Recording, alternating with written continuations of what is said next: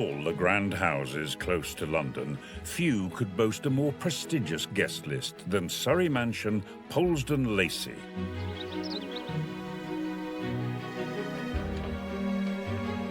So we're going into the library. Oh, we've got some lights off. This luxurious villa was the weekend retreat of Margaret Greville, who used her wealth and charm to become one of the best-known society figures of the era. We've got the tea room. Tea was always at 5. Mrs. Greville had it at 5, and if you were late, you did not come in for tea. Collections and house manager Naomi has been maintaining standards at Polesden Lacey for 4 years. Most of our rooms here, you feel really comfortable. I think that speaks volumes to what Margaret Greville was creating here. It is her vision. You know, she was a hostess. Margaret was the illegitimate daughter and only child of millionaire Scottish brewer William McEwen. She lived in modest surroundings with her mother until her parents finally married when Margaret was 21, making her the sole heir to McEwen's fortune.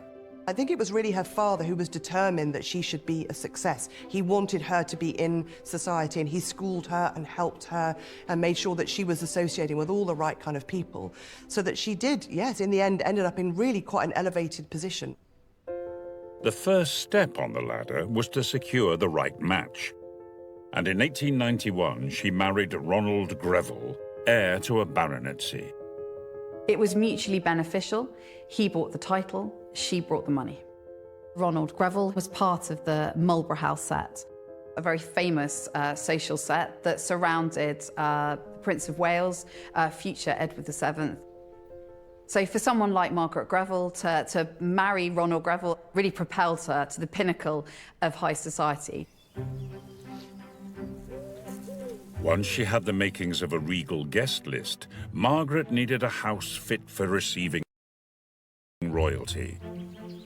At Polesden Lacey, she spared no expense, bringing in renowned architects Mevis and Davis, hot off their success designing the Ritz Hotel. So we're headed into the gold room, which was the kind of centrepiece for all of her evening parties. Her brief was somewhere to entertain Maharajas in and royalty. That was the brief. And she did entertain Maharajas and royalty in this space. It is opulent. It is a bit over the top.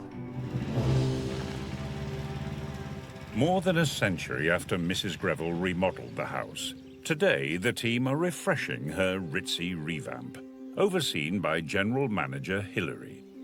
The scaffolding is here so that we can commence a major conservation project, which is all about returning the building to the kind of state that it would have been in Mrs. Greville's day.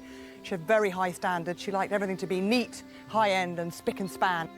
As well as the exteriors getting an overhaul, the time has come for Polesden Lacey's imposing clock tower to be brought back up to scratch.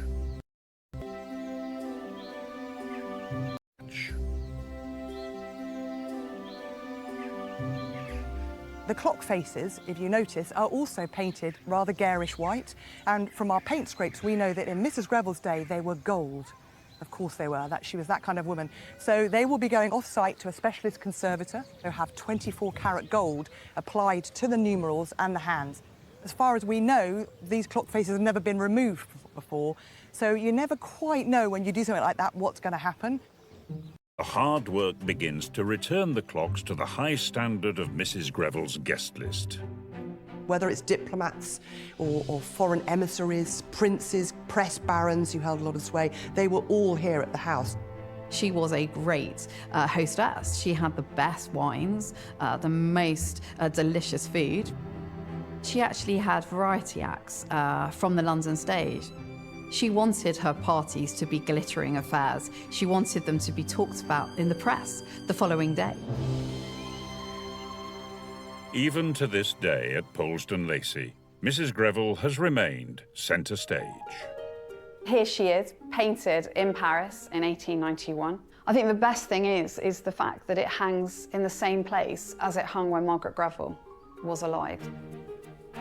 Like many society figures, Margaret ensured her guests were greeted by a spectacular portrait of herself. I think just looking at the painting, you can see that here she is showing herself at this point. She's entering society. And I think she absolutely looks like that. I think it's just the tilt of her head, how she's smiling at us. I mean, that really is the last great era of portrait painting. And I mean, he's a great society portrait painter. In the early 1890s, Carolus Duran was the go-to painter of portraits. He was a fantastic artist. Carolus did what his sitters wanted him to do. He depicted them beautifully.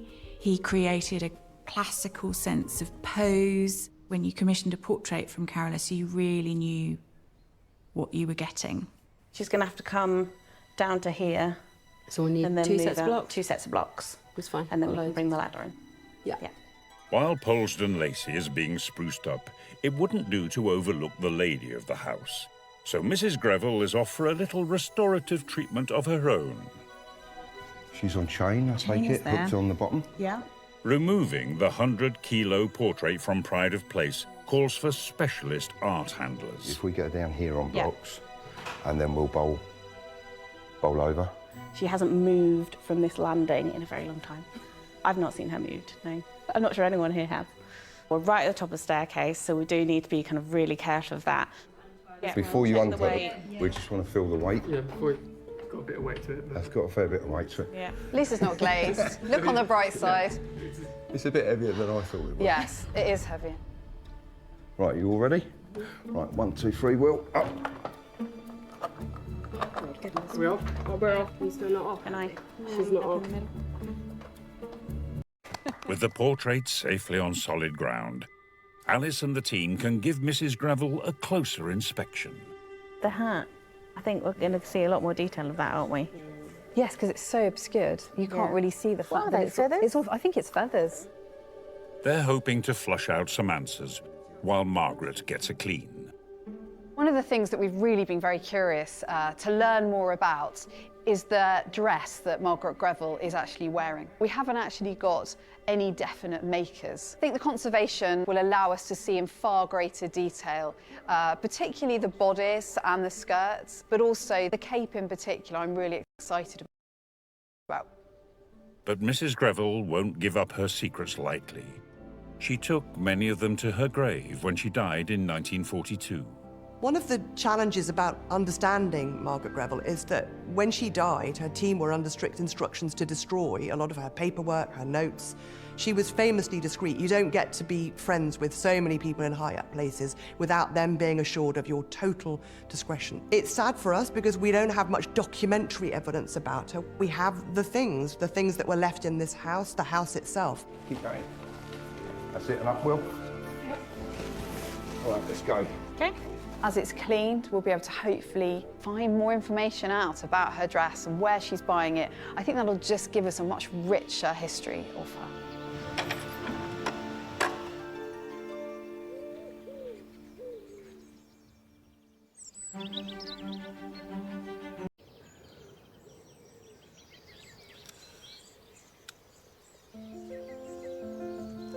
By the time the Second World War broke out, Margaret Greville had owned Polesden Lacey for over 30 years, going to extraordinary lengths to create the perfect weekend retreat for her guests.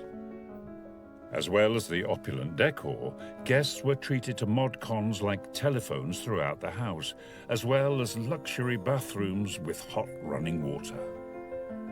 There weren't many country houses that you could come and you could have your own ensuite bathroom, a Ritz bathroom. We need to remember, we're talking back when country house weekends for the rich and the glamorous, it doesn't matter if you were a marquis or a duke, quite often you were still sharing a bathroom down a drafty corridor and wandering around your dressing gown at night. You didn't need to do that here. In 1923, Margaret's hospitality won the ultimate royal seal of approval when the future King, George VI, and Queen Elizabeth stayed at Polesden Lacey on their honeymoon.